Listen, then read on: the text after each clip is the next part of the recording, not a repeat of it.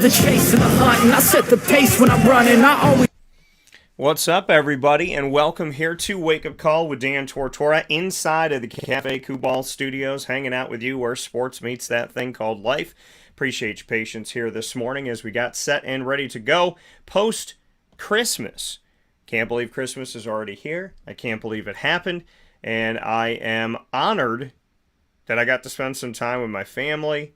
So happy that I got to relax and be around people that I love. And I hope you got to do the same thing. You know, I got to talk to I got to be with my mom, got to be with my dad, got to talk to amazing friends, and genuinely had myself a great time. So I hope you did too. I hope you got to relax a bit. I hope you got to spend some time with your loved ones. And, you know, I hope you're happy to just be alive, right? You gotta appreciate those things, right? That we're happy just to be here. So appreciate y'all. Thank y'all. And like I said, thank you for your patience this morning. Getting a lot of stuff together here for the Pinstripe Bowl in this Pinstripe preview week. I appreciate it so very much. And I am so grateful and thankful to be able to be going to the Pinstripe Bowl this week. I hope you'll be there too.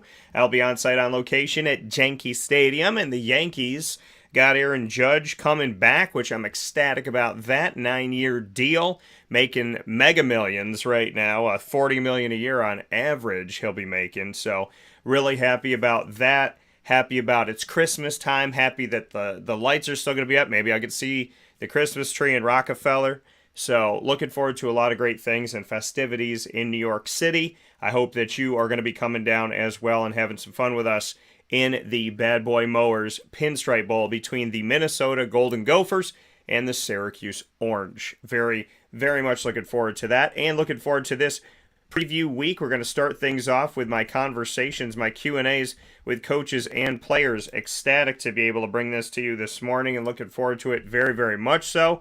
So we're going to get into all of that in just a moment. But first, I want to thank y'all for however you're tuning in across the world on Facebook.com, YouTube.com, and MixLR.com, all /WakeUpCallDT. So however you're connecting with us, thank you so much for being on the show. You can also be with us on WakeUpCallDT.com, as well as on Facebook.com /LiveNowDT. So however you're tuning into the show, thank you so much for listening in to Wake Up Call with Dan Tortora, where sports truly meets that thing called life. Can't thank you enough for being a part of the show. And in this final week, and I can't believe I'm saying this, but in this final week of 2022, I keep thinking it's still 2021, my goodness. In this final week of 2022, you know, there's a lot of things to be grateful for. And I hope that you take the time to be grateful and to really appreciate all your blessings, you know, things that money can't buy. The loved ones that you have in your life, the experiences you've had in your life. If you're like me and you get to do what you love and love what you do, and if not, I hope that you will chase your dreams. You know, I don't want to talk. I know I talk to people that are in your cubicles right now or forced to go to work right after Christmas, and you're upset about it, right? You want to spend some more time with your family, wake up with the kids. They got time off. And so I know that there's some people that are listening to the show this morning that are stressed out, that are upset, that wish that life was different. And I just want to, you know, tell you, listen, first and foremost, be happy that you're alive. Secondly, you know, things will get better if you work for them to get better, right? Things don't just get better on their own. You got to work at it. You got to want it. You got to desire it. And you got to be willing to put the work in. You know, it would be easy if life was like that, right? If we could just walk outside and say, all right, God, here are the things that I want. Bring them to my doorstep. I'm going to go have a cup of coffee. I'll come outside and I'll pick them up off the doorstep in an hour, right? But that's not how life works. And I think that the older we get, the more, you know, you got to realize that if you want it, you got to go get it. Everybody talks, right? Everybody talks about the things that they're going to do and they want to do, but how many of us actually go out and do those things? How many of us put ourselves on the line, right? I mean, you know me, I'm a hopeful, not a hopeless, I'm a hopeful romantic, and so I put myself out there, and that's not easy, especially in today's world, but, you know, I do it because I'm not going to wait for it to come to my doorstep. I reached out and went after my dreams because I wasn't going to wait for my dreams to come to my doorstep. You know, this business was not going to be built on me just waiting outside for it to be dropped by a stork. So go out there, chase your dreams, get after what you want, believe in what you want, and just try. Just try, and if it doesn't work, try again, because I'm telling you, folks, life is a beautiful thing, and it gets more beautiful when you chase your dreams and you go after the things that matter to you. Life becomes even more beautiful when you're willing to, you know, be in an uncomfortable situation. You got to put yourself in those situations, right, where you grow. And if you're not growing, then you're not doing anything. And if you're not doing that, then that's not good. So make sure you grow, make sure you excel, and make sure you put yourself out there, because that's what life is about. Life is about putting ourselves out there and giving ourselves a chance at the things that we want, and knowing that if we reach for all of them, there's a good shot that we're going to hit something, and something hopefully beautiful. So this morning and every morning, I pray for you health, safety, happiness, goodwill, and just overall goodness, because I want nothing but goodness for everybody that's out there. So thank you for being here with us on Wake Up Call with Dan Tortora. We have an awesome show set up for you inside of the Cafe Kubal Studios. Cafe Kubal located on 3501 James Street, 324 West Water Street, 401 South Salina Street. So make sure you head out there in those Syracuse locations. You'll also find them on the corner of Route 11 and Taft Road at Sweetheart Corners, and you'll find, and that is in North Syracuse at their drive-through location, and you'll find them on 343 Fayette Street in Manlius, New York, in their double-decker cafe out in Manlius, where I call it the Welcome Center because it's massive, and it's right as you all roads converge into Manlius. You'll find them there. So make sure you head out there today and let them know that Wake Up Call sent you their way. I appreciate that so very much, and definitely appreciate you going out there and supporting local. So head out to Cafe Kubal this morning. For those of you out of town, you can go to cafekubal.com. Inside of MON-FRI.com's What's Poppin'? What's poppin' today and throughout this week, Pinstripe Preview Week. Very excited about this. Of course, we'll still have our segments, our ingredients to success, proudly presented by Avicoli's. We'll have the annoying moment of the week from Carvel DeWitt. We will have as well Lead, Learn, Evolve, Ad-Lib, and Deliver, presented by Chick-fil-A Cicero and Chick-fil-A Clay. We'll have our Top Dog of the Week, presented by Canine Camp Dog Daycare and Canine Campground Dog Boarding. Our fantasy football coverage in the Fantasy Football Power Hour, not one of, not a, but the Fantasy Football Power Hour. We'll have that for you as well. So we'll have all of those things you're used to having every single week. Plus, within all of this, we'll be bringing you our Pinstripe Preview Week for the Pinstripe Bowl that is upcoming here for the Syracuse Orange and Minnesota Gophers. And on today's show, we're going to be having Q&As with Minnesota as well as the Syracuse Orange. That's all coming up right after this fast break on Wake Up Call with Dan Tortora. Good morning to Alan. And to everybody that is watching and listening around the world, thank you so much for tuning in to this Pinstripe Preview as we will get things set. Speaking on Minnesota and Syracuse, starting off with my Q&As with the Minnesota Gophers ahead of the Bad Boy Mowers Pinstripe Bowl, coming up for you right after this fast break where sports meets life on Wake Up Call with Dan Tortora from inside of the Cafe Kubal Studios.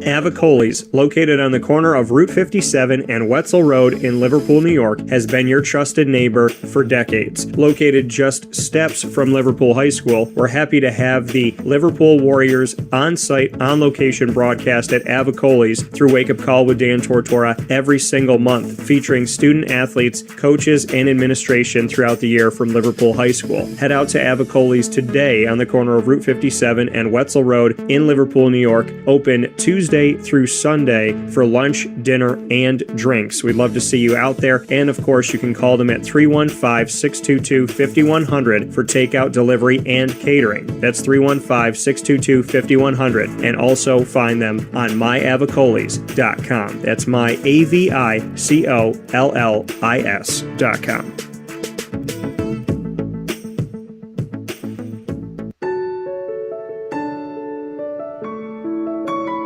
Having peace of mind when you're out of town that your furry-loving friend is safe and sound means taking them to Canine Campground, because we all know that when it comes to the love of our pets, it goes well beyond the call of duty to make sure they're safe and sound. Right, Lily?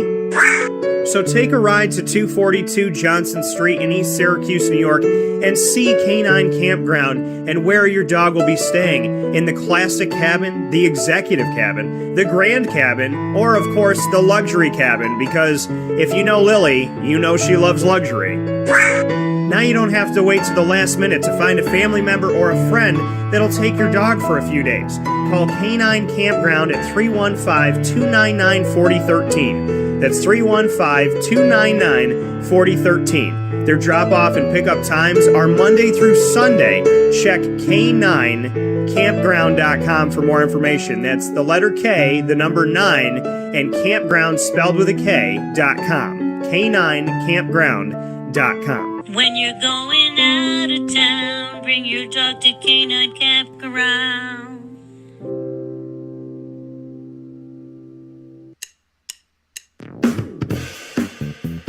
PB&J's Lunchbox, the food truck that you love finding all throughout central and upstate New York, now has a street-side cafe. So when you're craving their traditional favorites as well as their out-of-box amazing menu items, you can now head to 663 Old Liverpool Road in Liverpool, New York. Located just minutes from the highway, the Thruway, Destiny USA, and Onondaga Lake Parkway, PB&J's Lunchbox Street-Side Cafe is there for you Monday through Saturday from 9 a.m. to 7 p.m., serving breakfast, lunch, and dinner all throughout the day. Get breakfast for dinner, dinner for lunch, whatever you fancy, including their award-winning grilled peanut butter and jelly sandwich. Find them at 663 Old Liverpool Road in Liverpool, New York. PB&J's Lunchbox, where we love to know what's in your lunchbox.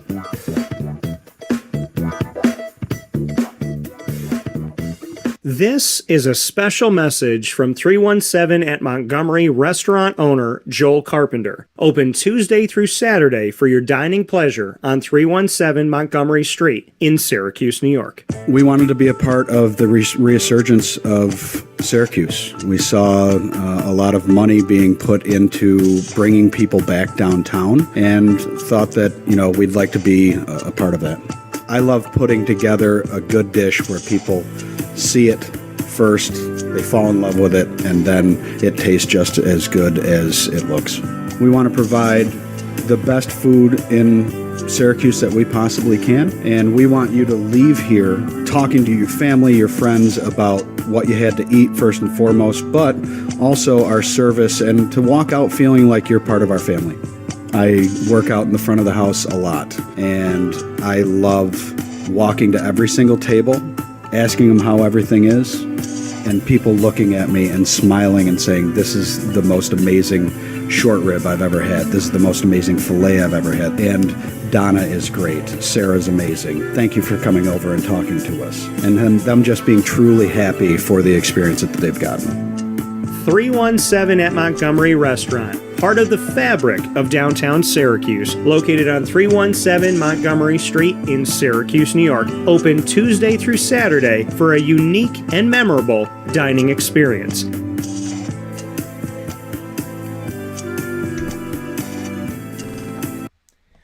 Welcome back here to Wake Up Call with Dan Tortora, inside of the Cafe Kubal Studios, hanging out with you where sports meets life. 3501 James Street, 324 West Water Street, 401 South Salina Street, all in Syracuse, New York, inside of their double-decker cafe on 343 Fayette Street in Manlius, and on the corner of Route 11 and Taft Road at Sweetheart Corners in their North Syracuse drive-through location. Of course, inside of these Cafe Kubal Studios, we have these Witty Wicks candles, perfect for your Christmas and holiday gifts and all year round, so make sure you get those today. These are always burning bright in the studio, so if you see a candle here on the camera, then that's why it's here. Witty Wicks. And we have, of course, our 315 Home Sweet Home, our Cuse Home Sweet Home, and the 315 with the new dome in it. So in this bad boy Mowers Pinstripe Bowl preview, we, of course, have a bunch of our Syracuse gear and different things you could get here. You got a lot of different stuff. 315, you get pillows, apparel, hats, signs, all different things to support Syracuse and Central and Upstate New York at Witty Wicks. So make sure you go out there, today. The true fan going out to Witty Wicks, 190 Township Boulevard in Camillus, New York, right in front of Movie Tavern. So, with that being said, as we get into our conversations with the Minnesota Gophers as well as the Syracuse Orange, I'm going to start things off here in my Bad Boy Mowers Pinstripe preview week for the Pinstripe Bowl, jumping into my conversation, my Q&A with Joe Rossi, the defensive coordinator of the Minnesota Gophers. Off of that, just what you can say about the rest of the offense and what you've seen from Syracuse. I know you talked about Garrett, Shrader there, but Arande Gadsden the second over the middle, just what he's done for the team and overall what you've seen from the guys that will be playing in the bowl game. Yeah, I mean, I've been impressed. I think they do a nice job. I think they're well coached on offense. I think their players play hard. They do a really good job getting the ball out on the perimeter, with some of their arrow schemes and some of their perimeter throws. 19 across the middle is a big target. Sometimes he's playing in a tight end role. Sometimes he's detached. Sometimes he's pulling around and counter. Sometimes he's blocking. I got a lot of respect for him.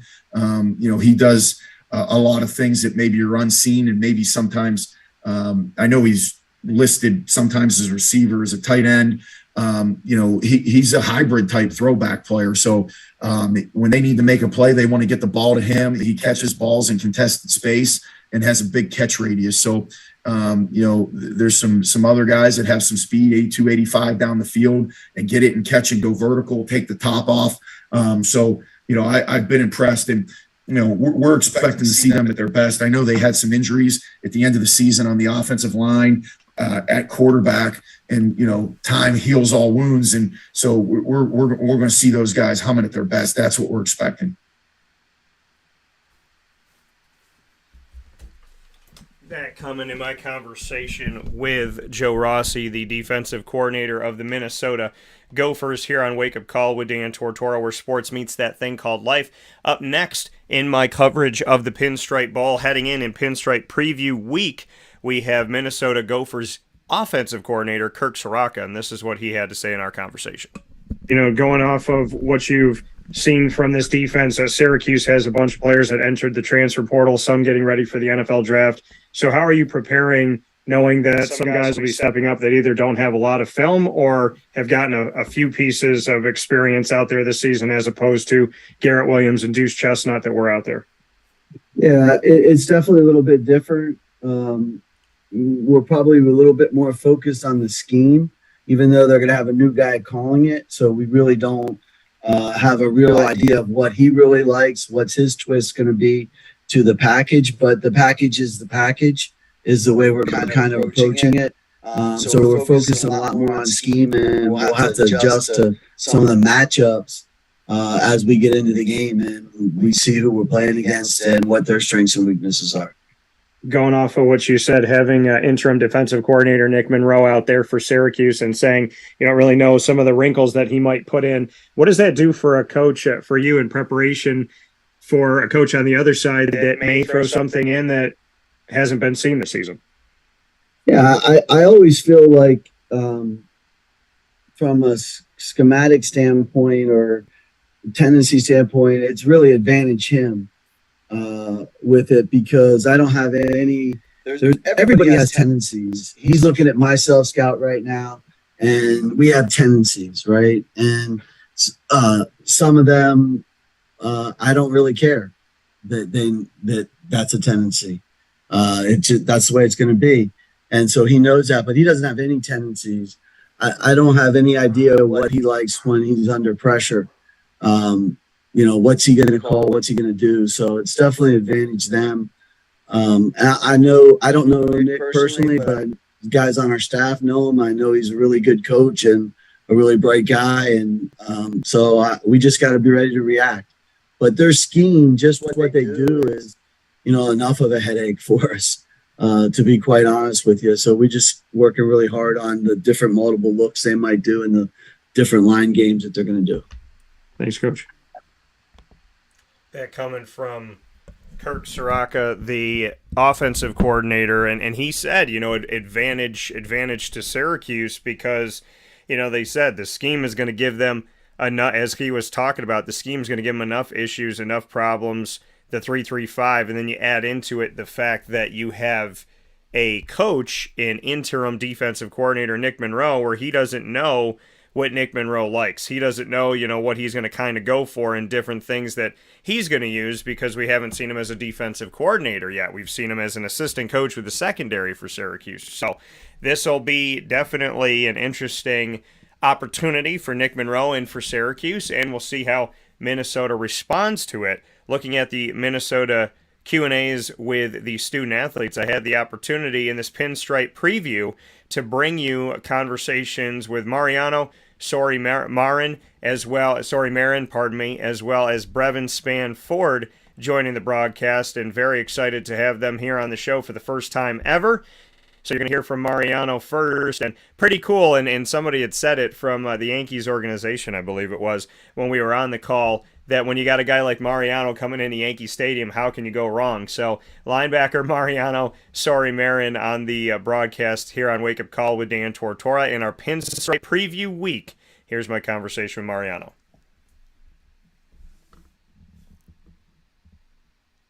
Just what you've seen from Syracuse's offense on film, and what your takeaways have been, knowing that, obviously they'll be without their bell cow, Sean Tucker, and just what you've maybe taken from what you've seen of LaQuint Allen and Garrett, Shrader, and some of the guys.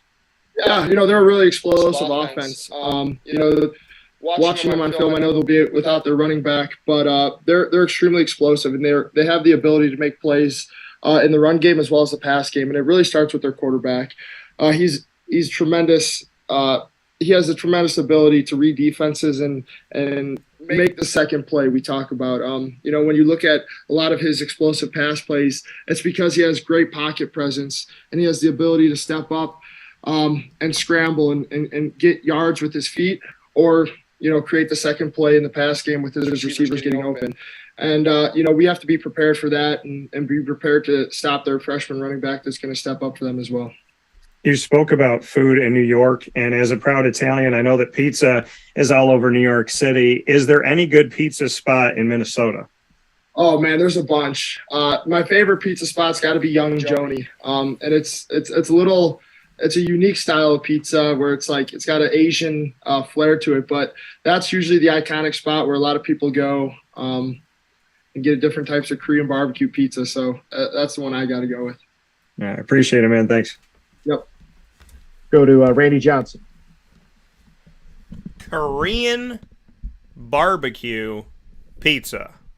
I feel like all the old Italians in my family are like, what? What? Ew. But, Korean barbecue, people try to do pizza a lot of different ways, man. I've had barbecue chicken pizza at Avicoli's. It's fantastic. Korean barbecue pizza, though. A little Asian zing, a little change up to it. Interesting, different. Definitely different. So, if I'm ever in Minnesota, I have to check it out. So I've been to Minnesota before, but yeah, it's interesting, Mariano. That's a very interesting style. But I think they do a thing called Meals with Mariano. So going off of that, I wanted to ask him what his thoughts were about that. Brevyn Spann-Ford, the tight end for the Minnesota Gophers, joins the show next in our Pinstripe preview ahead of the Bad Boy Mowers Pinstripe Bowl this week in New York City at Yankee Stadium. So here's my conversation with Brevyn. What can you say you've seen defensively from Syracuse, knowing that there's going to be some changes out there with the personnel they have, but obviously the 3-3-5 being a unique defense that you don't typically see in the Big Ten? Yeah, it is definitely something new for us. But that's why it's been nice getting the extra practices in and extra time for film studying, because their linebackers and their stunts up front are going to do a lot of different things that we aren't really used to. But, we've been working every day and making sure that we're working on every twist and stunt that we could possibly see from them. I asked Mariano about the good pizza places in Minnesota because I think more of New York when I think of pizza. Give me a spot in Minnesota. It doesn't have to be pizza, but a good place to eat that if someone's never been to Minnesota, you would suggest. If I was just kind of directing someone that's never been here, I would definitely say to get a Juicy Lucy. There's a couple of different places around the state, the cities that you can get a good Juicy Lucy from, but I think that's like a Minnesota staple in my opinion. What is that?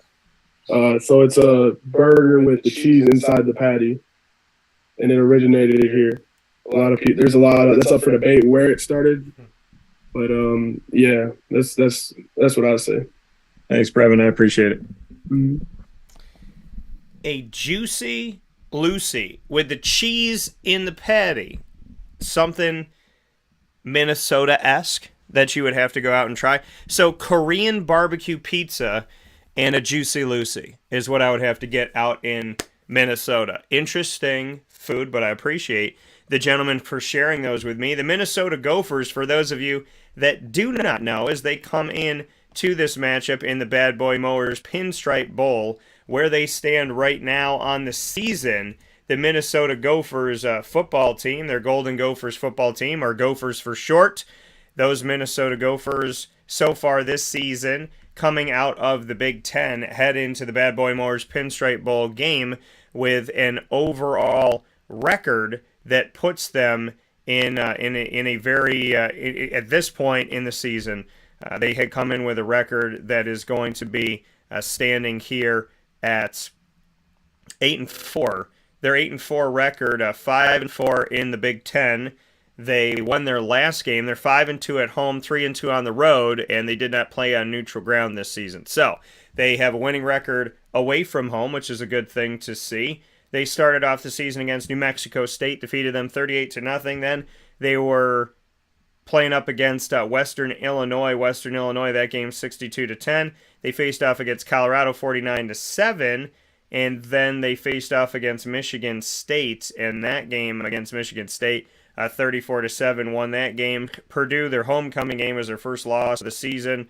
So after starting off this season with 4 straight wins, they lost 20-10 to Purdue, a team that Syracuse defeated. They played up against Illinois, and former Syracuse quarterback Tommy DeVito lost that game 26-14. Then they faced off against Penn State, lost 45-17. So after a 4-win start, they had a 3-game losing streak before defeating Rutgers 31-0, and then defeating Nebraska 20-13, Northwestern 31-3, and then losing to Iowa 13-10 in a close one, and defeating Wisconsin 23-16 in their last game of the regular season to give them that 8-4 record, facing off on December 29th against the Syracuse Orange in the Bad Boy Mowers Pinstripe Bowl this coming Thursday. So that's a look back at the Minnesota Golden Gophers and how their schedule shaped out this season. I want to thank their offensive coordinator, Kirk Ciarrocca, as well as defense coordinator Joe Rossi,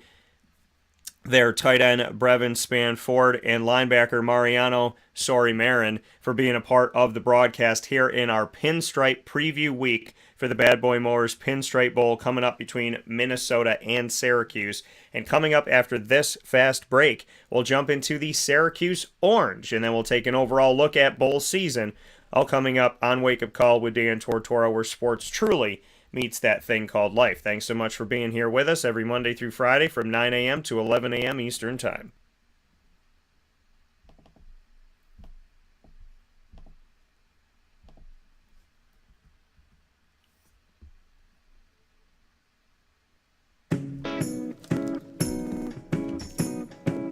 In these unique times, there are those in our community that give us a sense of normalcy and positivity. Pizza Man on 50 Oswego Street in Baldwinsville has been here for you for over 35 years and is here now.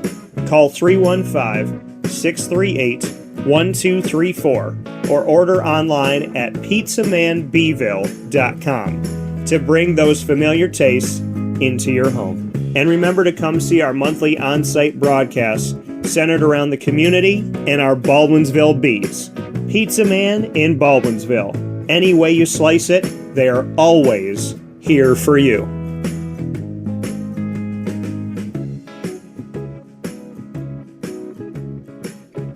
This is Jimmer Sikowski, owner-operator of Chick-fil-A Cicero, 7916 Brewerton Road in Cicero, right in front of the Home Depot. I had a deep feeling that God wanted me to do something bigger with my life and to help people, help others. I kept putting Chick-fil-A in my life, and I realized as I was going through the franchise selection process that positively impacted the lives of others was really core to what we do here at Chick-fil-A. First of all, it starts with the food. The food is brought in fresh daily. We bring in local produce.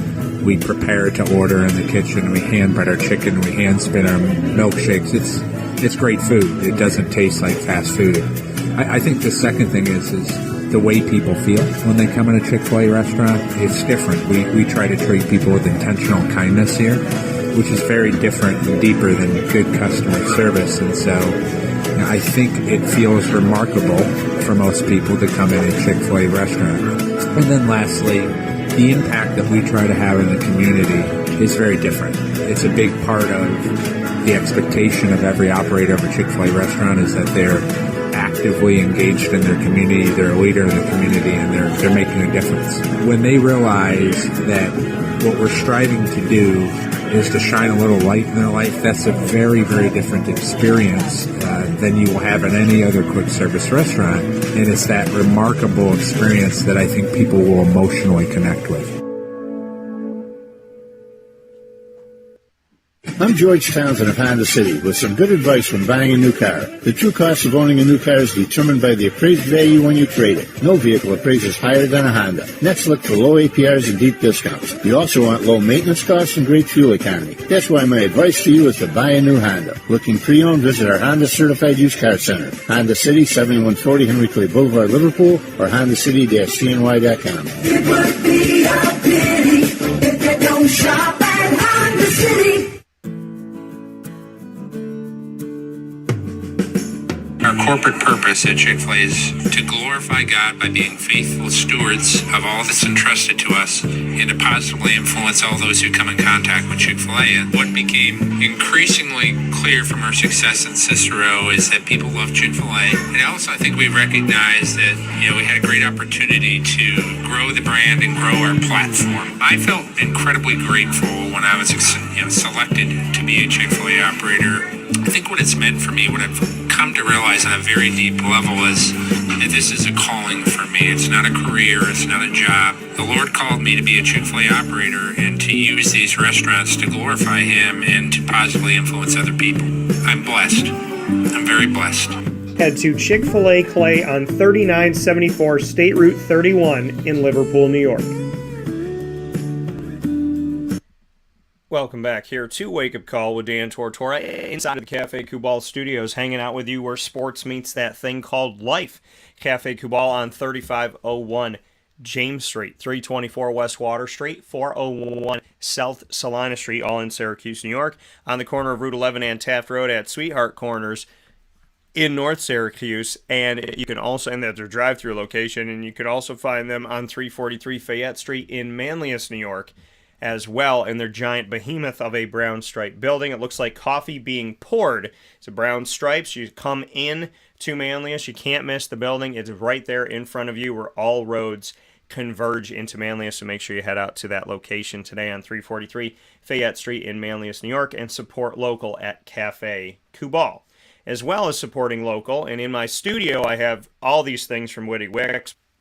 Get out to Witty Wicks today and get your favorite candle. Perfect. So perfect. Especially when you've cooked all week and you got everything ready for Christmas and it smells all kinds of ways in the house.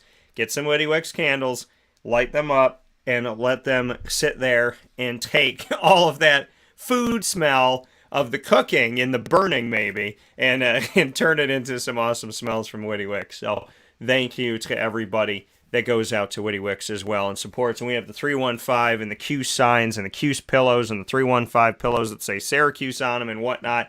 And also, for those of you that got the ornaments and different things that we had set up here, you can go and get all of these awesome things at Witty Wicks on 190 Township Boulevard in Camillus, New York. So make sure you go out and do that today. So for those of you that are watching and listening that are fans of Syracuse and you're going to be at Yankee Stadium, but maybe you don't live in Syracuse, you can get ornaments and different pieces like this. These are also on t-shirts and these are on hats. So you can pick up all this stuff at Witty Wicks. And if you're out of town, you can go to wittywicks.com to find some really cool Syracuse and Central and Upstate New York centered stuff that you won't find anywhere else. And you'll be supporting local, so make sure you do that today. With that being said, we are in our Pinstripe Preview Week. And in our Pinstripe Preview Week, giving you Q&As with the Minnesota Golden Gophers as well as the Syracuse Orange today as we head into the game, which will be just 3 days from now on Thursday, December 29th. Can't believe it's Thursday, December 29th, that we're going to be having this game. Insane, but really excited for it and very much looking forward to it. So for those of you that are going to be out there, excited. And for those of you that are going to be staying at home, well, I hope you're watching at the Wildcat Sports Pub or Avicoli's bar side to their restaurant or at Pizza Man Pub. I hope you're getting yourself out there. You're going to be watching this game, or you're going to order from one of these local spots and have it delivered to the house, and you're going to be watching it with all your loved ones. However you're watching the game, we appreciate it so much for you going out and supporting. The game is going to be at 2 p.m. Eastern Time in the Bronx at Yankee Stadium. It'll be on ESPN, so you'll be able to listen into that. So make sure that you do that. Syracuse ending a 5-game losing streak by getting a victory on the road at Boston College, 32-23 to end the regular season after starting the regular season 6-0, including a win over Purdue, which Minnesota lost to in conference earlier on in their season. So with that being said, it is time to flip to the Syracuse side of my Q&As for the Pinstripe Preview. We have never, ever been able to talk to the assistant coaches. So I am very honored and appreciative and thankful to Dino and the whole Syracuse University staff for giving us this opportunity. It's been a long time coming. Dino, let's make a habit of this. Let's let at least the offensive and defensive coordinators talk with the media, because I love to pick their brains and get to know them and different things. And we've had a lot of coaches come through here that we never even got to know or connect with because we don't have these interview opportunities. So this is not only a Pinstripe Preview Week, it's a monumental moment in the Dino Babers era at Syracuse that we get to talk with these coaches. And I always love getting to know Coach. And if I didn't get a chance to talk to coordinators and assistants, I wouldn't know Tim Lester and DeAndre Smith, Joe Adam, Fred Reed, God bless him in heaven, as well as Bobby Acosta. I wouldn't know any of these guys. Scott Schaefer, as well, when he was a coordinator at Syracuse before he became the head coach. I wouldn't know Nate Hackett. I wouldn't know Tyrone Wheatley, Rob Moore. So it means a lot to have these moments, and I hope we continue to. Here's interim defensive coordinator Nick Monroe of Syracuse as we preview the Pinstripe Bowl coming up this week. Coach, two-part question. First, you've been one of the coaches that has stayed with Dino from the beginning on that short list. Just why you've stayed with Dino at Syracuse, and then secondly, your thoughts about working under Rocky Long. Man, Dan, those are some good questions right there. Well, first of all, I'll say this. This is my 9th season with Coach Babers. Okay, I've been with him for 2 years at Bowling Green, entering 7th year. Listen, at the end of the day, the man is a good man. He's got a heart and he's got a soul, and I mean, that's real. The guy actually, he has his priorities right in life: faith, family, football. He allows me to be a father and a husband. That's important to me. The grass ain't always greener on the other side. So to summarize that, I believe in the man, I respect the man, and I love the man because, again, he allows me to be a father and a husband, and that's very, very important to me. And he does things the right way. I mean, listen, the guy has a phenomenal personality. It's contagious. His energy is contagious. And I would challenge a lot of other staffs across the country. I think our players have fun playing the game still, that they love to play. It's not always like that everywhere you go. Sometimes it becomes too much of a business, and therefore it's now becoming a job. And now, well, what are you playing for anymore? It's, so I respect the heck out of the man with that. And, obviously the second part to your question, Coach Long, he's the architect of this defense, right? Obviously I got to learn it through Coach White, which was awesome. And Coach White and I have become very close friends over the last couple of years.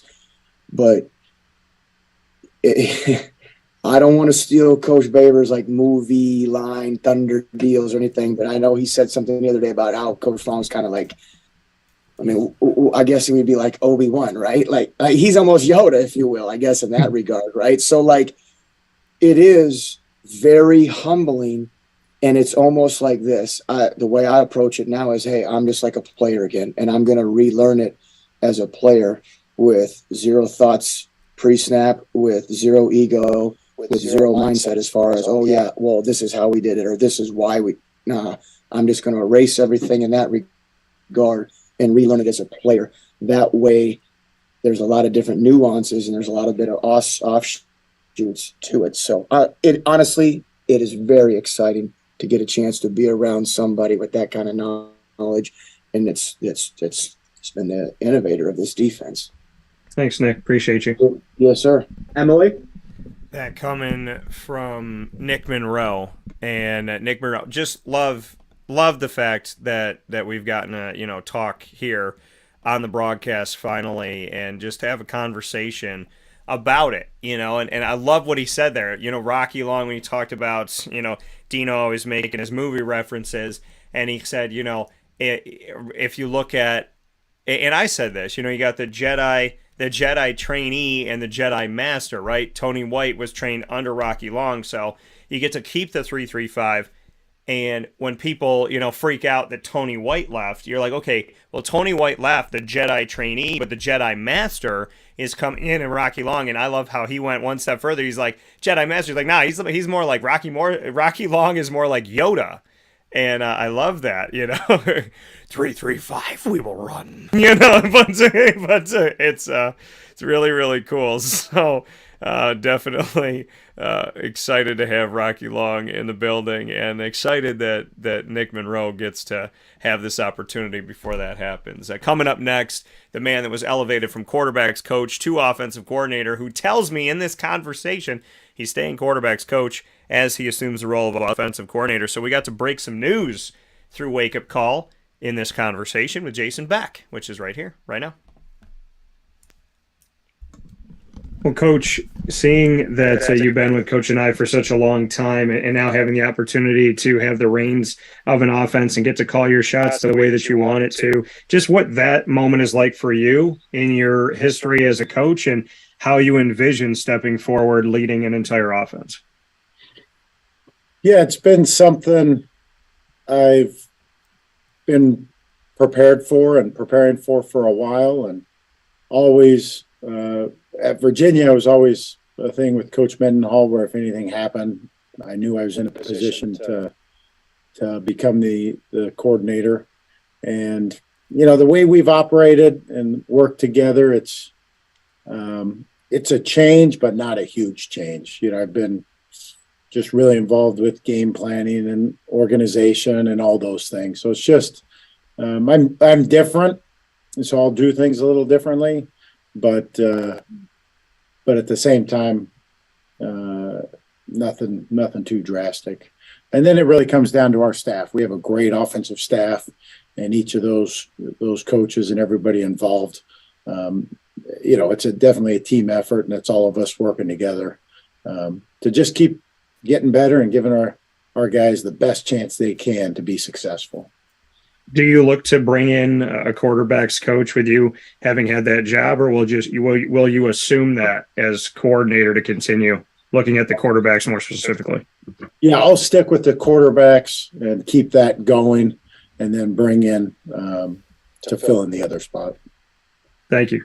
Mm-hmm. Coming from Jason Beck, and the other spots there that they might have to fill in for offensively, but he's going to stay the quarterback's coach. So broke that in our conversation with him right there. We got to share that with the world, that he's staying the quarterback's coach at Syracuse, which is good news. Now, Lenoris Sellers, who was recruited by Syracuse and recruited by Coach and I, and Coach Beck's offense, right? He ended up staying in South Carolina and decommitting from Syracuse. I was not surprised if you go back and you listen to my conversation with Lenoris Sellers, the last one we had before signing day. It didn't sound good by any stretch of the imagination for Syracuse, but it is good to know if you are a quarterback that's getting recruited by Jason Beck right now, and you're his, first and foremost, there's a few things here.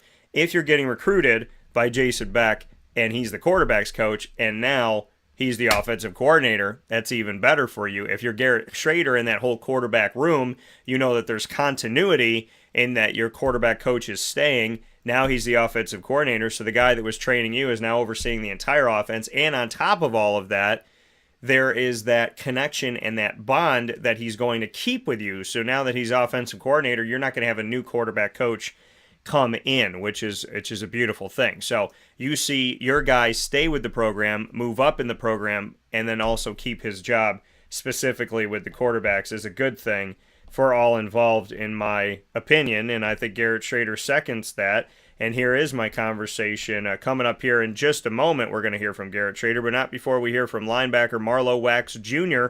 of the Syracuse Orange in this Pinstripe preview week on Wake Up Call with Dan Tortora inside of the Cafe Kubal studios, previewing the Bad Boy Mowers Pinstripe Bowl between Minnesota and December 29th.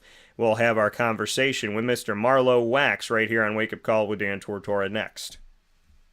So, with Coach Babers saying with Rocky Long coming in, he said after he heard him speak and some of the guys that came to his office that he had said to you guys, hey, just hold on, just wait, when Tony White had moved forward, just what you can say about your thoughts from Rocky's speech. And Dino said it made him want to go out there and play. So just what your takeaways were from that. Yeah, 100%. Coach Babers definitely told us, just wait, be patient. Me and him definitely had talks because when a coach like Coach White leaves, a lot of people it feels different. People get scared, they don't know how next year's going to look. But with Coach Long coming in and the speech he did give us, it did make you want to go in the field the next day. He knows a lot. He's a great defensive mind. We know he's going to have us prepared every Saturday. Thank you. Yeah. Just looking at 2023, I know you got a bowl game coming up, but knowing what Rocky Long brings to the table and all the positives you've already said about him, just what the future of this defense looks like and your excitement for 2023 at Syracuse. Just the more experience we're going to have. Injuries are bad things, but a lot of people were forced to play. A lot of people were forced to have a lot of snaps, and then it's just going to help them in the future when they're going to be on the field. And also with the people that's coming back from injuries, it's going to be a lot of competition in those rooms where people are just going to keep getting better each and every day. Thanks. And then last question from that coming from Marlowe Wax once again, Marlowe Wax Jr. on Wake Up Call with Dan Tortora describing 2023 because listen, he's one of those faces for continuity for Syracuse, a guy you don't want in the transfer portal, a guy that you want to see in the NFL, but it's wait, don't go yet. So Marlowe Wax is definitely one of those pieces for the Syracuse Orange as you take a positive step forward. That's a guy that you definitely want to have with you. Now, no official word has come from Michael Jones yet, but we shall see about this. The anticipation that he'll be heading off to the NFL draft as well after he's spent so much time, with the Syracuse Orange. So, it's definitely a good thing to have Michael Jones and to see what Michael has been able to do. And, he's been fantastic for this team. He's been incredible. I'm happy that he came back. I think it was the right decision to come back this season and continue to play college football. And now I think as we move forward here, you got to look to him going out to the NFL after this game, and hopefully we get to see him in this game. I remember the last time I was at the Pinstripe, I was at both Pinstripe Bowls, 2010, 2012. You're going to hear from Alec Lemon, who is at those games as well. Alec Lemon and I are going to have a conversation about his time at Syracuse, and I can't wait to share that with you on Wake Up Call with Dan Tortora in this Pinstripe preview week. But Alec and I, discussing it and me being there for it, I remember, Alec playing, right? Ciarrocca playing, Jerome playing, Prince playing, seeing these guys, Delon Carter, all these guys that got out there, Ryan Nassib, and put their body, Jason Bromley, put their bodies on the line and continue to play in these games, and gave their blood, sweat, and tears to these matchups, to these games, to this opportunity. They didn't say, you know what, I'm going to sit out. Now, do I understand guys don't want to get injured? Yeah, I do understand that. You get through an entire season, you don't want to get injured. I get that. But at the same time, if it was me personally, I would want to play with my brothers one more time. That's why I put out the message about Devon Cooper. Devon Cooper saying, hey, it's always been my dream to play in the NFL. He's a wide receiver for Syracuse, but he's like, before I go anywhere, I'm riding one more time with my boys. I'm going out there with my guys one more time, and I'm going to give this bowl everything that I got, and then, go off into the NFL. I love that, and I appreciate that, and I respect that. Now, I know everybody's case is individual, right? And I understand that some people don't want to play, like Sean Tucker. I'm going to be there with my team, but I'm not going to play. I understand that everybody has the right to make their own choice. I believe in that. But for me, personally, if I was Sean Tucker, if I was Michael Jones, if I was any of those guys, I would want to play. Because, number one, I'm in the bowl game. I fought the entire season to get to this. I want to play in this game. I want to play with my brothers. It's the last game. And you don't even know what's going to happen in the NFL. Are you going to get drafted? If you get drafted, are you going to make the team? If you make the team, are you going to stay on the team? Are you going to have to move to another team? Are you going to be a journeyman? Are you going to have the right situation? Because a lot of it comes down to being in the right place at the right time with the right people that believe in you. And then what if those people change? What if they leave? What if the team changes? What if the dynamic changes? You might get on a team, be in a perfect situation, they fire the head coach, and then everything for you changes.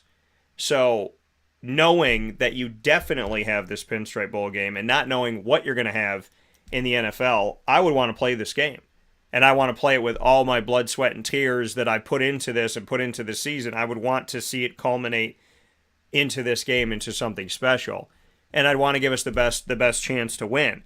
Because the team that gets there should be the team that plays there, right?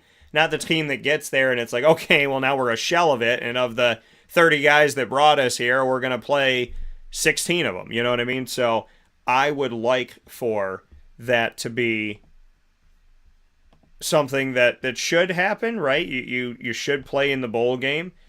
And I would love to see that. I mean, you got Deuce Chestnut's not on the team anymore. Garrett Williams is out injured. Sean Tucker is not going to play, and then he's going to go on to the NFL. There's these giant components, right? Your two starting corners, your starting running back, who's your back-to-back 1,000-yard rusher for the first time since DeLon Carter did it in 2009-10, and he's done all these things that connect with DeLon Carter, right? Being the first one that did it since DeLon, passing DeLon to be in the top 3 Syracuse career rushing leaders in yards all time, and now you're playing in the game that DeLon Carter played in the Pinstripe Bowl. So there's a lot of DeLon Carter connections going on here, but Sean Tucker's not going to have that last one because he's not going to play in the game. So, I'm not witch hunting and saying, oh, shame on Sean, because listen, everybody has their decisions to make, and like I said, I respect your decision. It's your choice. If it was me, I would be more like Devon Cooper and I'd play in the game. And people say, well, Dan, look at Matt Corral. Look at what happened to him. He played in the game for Ole Miss. He got hurt. Affects his draft stock. Yeah, but he's still on a team, and he's on a Carolina Panther team that doesn't have a true quarterback, doesn't know who their guy is. So even though he had to sit out this entire season, he's got a direct shot at being the starting quarterback this coming season in 2023-24 for the Carolina Panthers. How crazy is that, right? So, and I do believe that God looks out for you. If you do things with the right reasons, with goodness in your heart, and you give it all you got, and something happens out of your control, I do believe that God looks after his own, and however that turns out to be, I do believe in God, and I do believe that God has our backs. So, I'm looking forward to seeing all of the goodness that'll come about with each of these gentlemen, and I hope they all make the NFL, and I hope that they all have long careers in the NFL, and I hope I get to cross paths with them and hang out with them and celebrate them, because they mean a lot to me. These guys know that they mean a lot more to me than wins and losses and tackles and touchdowns. So, to me, I would play in the game. I respect somebody who doesn't. I respect Sean for saying, you know what, I just want to be safe, just want to err on the side of caution. And, but you could get hurt in practice. I mean, that's the thing. I mean, Sean could say, all right, I'm not going to play in this game, and then he could go to a workout. So, I get it. I get it. And at the same time, I would love to see everybody out there. One more ride. And in the Pinstripe Bowls that I saw, that's what it was. The starters played. When you saw Syracuse play in the last Pinstripe Bowl a decade ago in 2012, and they're going up against West Virginia, all those dogs played in that game. You know what I mean? And I don't think you could have kept any one of them off the field. So, you know, that was something that I greatly appreciated and really respected. And, you know, I'd love to see things like that continue, because to me, it's special. You know, it's a special honor to be in these games. And I think that for people that say bowl games don't matter and they don't count and who cares, it's not in the college football playoff, you know, tell that to the kids. Tell it to the Syracuse Orange and the Minnesota Golden Gophers who get to spend almost an entire week in New York City, going to the Tree, going to Wall Street, doing all these events, boat tours and whatnot. I mean, tell it to them. Tell it to the Mob podcast that gets to go live with Marlowe Wax and Caleb Okechukwu inside of, you know, a hotel in downtown Manhattan, you know, in New York City, and get to celebrate something like this. You know, to me, these are experiences they're going to have for their entire lives. All the gear that they get, everything that they have in connection with it. You know, you're going to get to celebrate the Pinstripe Bowl and your time making it to a bowl game in such a unique way. I think that, you know, yeah, I would love to play in the national championship, but if I get to play in the postseason and I'm in a bowl game, there's a lot of really cool things that can come from that. The guys are experiencing that right now, and I hope that they have the best time ever, because I think it's really a special moment for everybody involved, and I'm happy for them. So, you know, if you're playing, great. If you're not playing, I respect that. And at the same time, I hope you really take it in and enjoy it. And fans can say whatever they want to say because you're not experiencing it and you don't get to really feel it.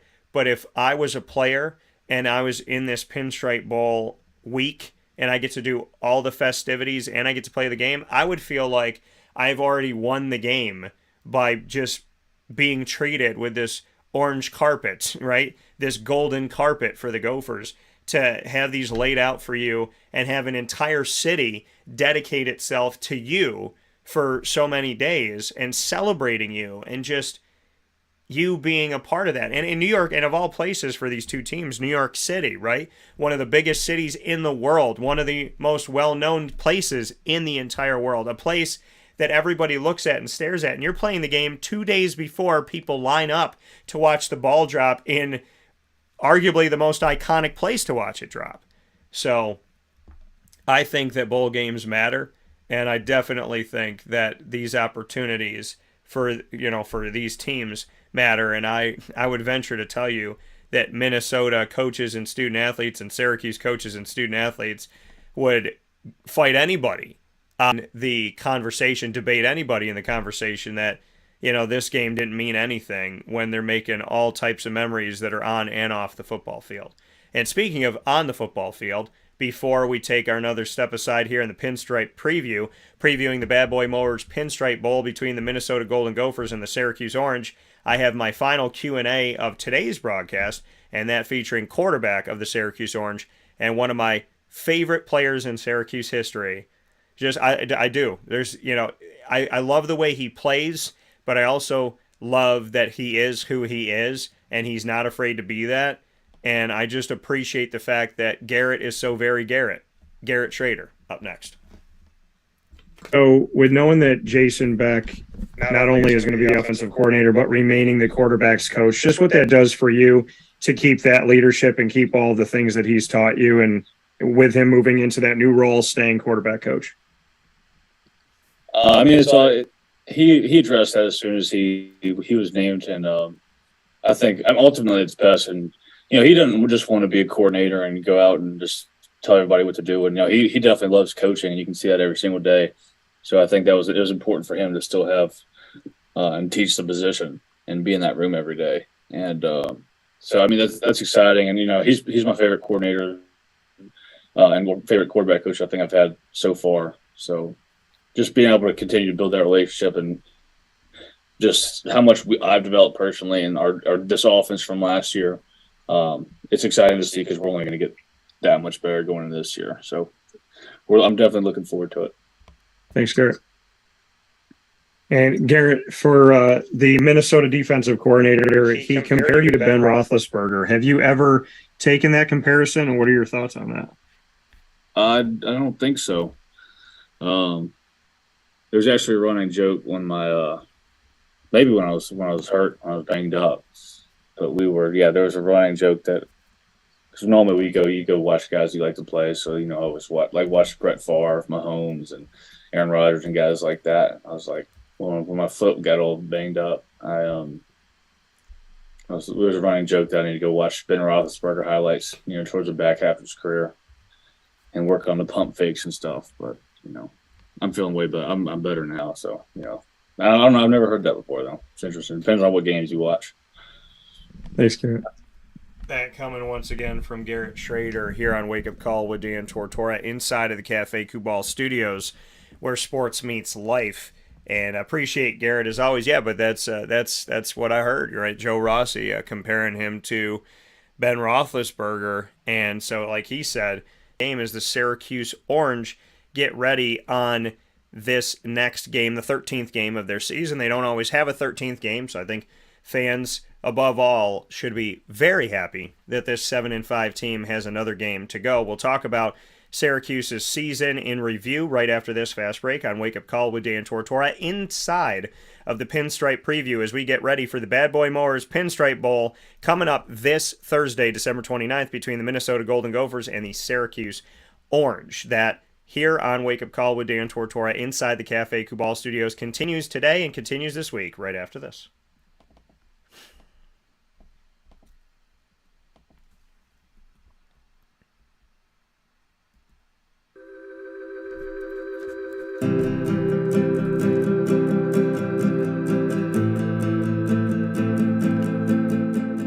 Cafe Kubal offers same-day local delivery of our products, offering no delivery charge for Onondaga County. Shop cafekubal.com for fresh roasted coffee beans, cold brew, travel mugs, and all your essential Cafe Kubal needs. Cafe Kubal, coffee for the soul.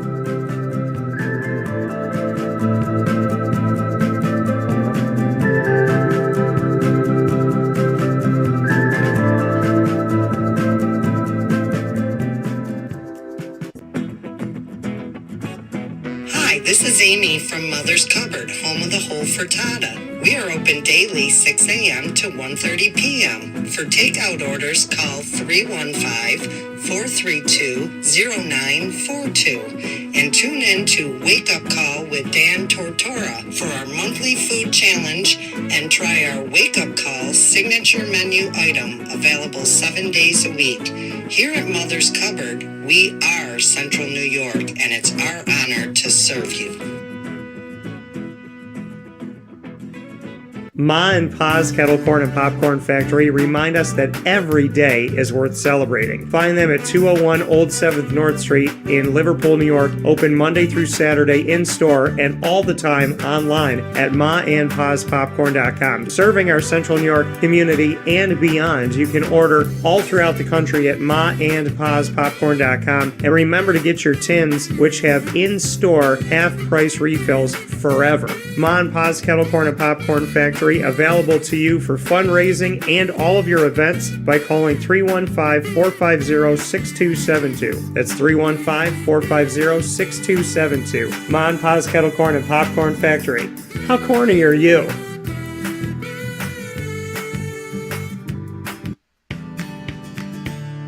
Witty Wicks Candles and Gift Shop, Township 5 Camillus, where you will find handcrafted all-natural soy wax candles over 60 cents to freshen up your home. We carry a wide range of locally made items, Syracuse, Syracuse Salt, and Chocolate Pizza Company, to name a few. Let our knowledgeable staff help choose unique gifts and keepsakes for any occasion. Gifts for family and friends, and maybe a little something for yourself. Witty Wicks Candles and Gift Shop, Township 5 Camillus.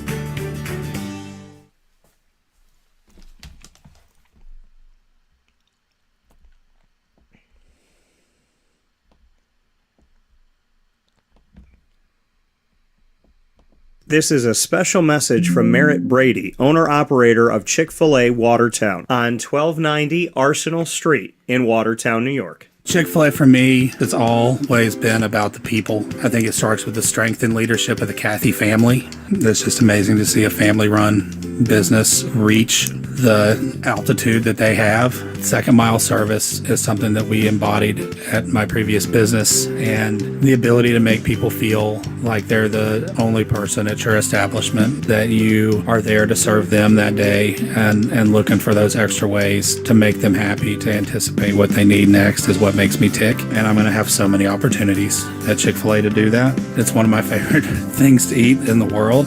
My favorite application question or interview question when I'm interviewing is when I get to, have you ever eaten at Chick-fil-A? And a smile hits both their ears. They can't even answer the question for a second. And when I see that, it's like, man, that's going to be a great hire. They already get it. They already feel it. They already know that we're different. The Chick-fil-A experience, it's a real thing. And then, of course, just our generosity and community involvement and making a positive impact in the lives of our team members, our guests, and the community in general, I think is really the secret sauce. Chick-fil-A Watertown on 1290 Arsenal Street in Watertown, New York. Coming to you fall 2022.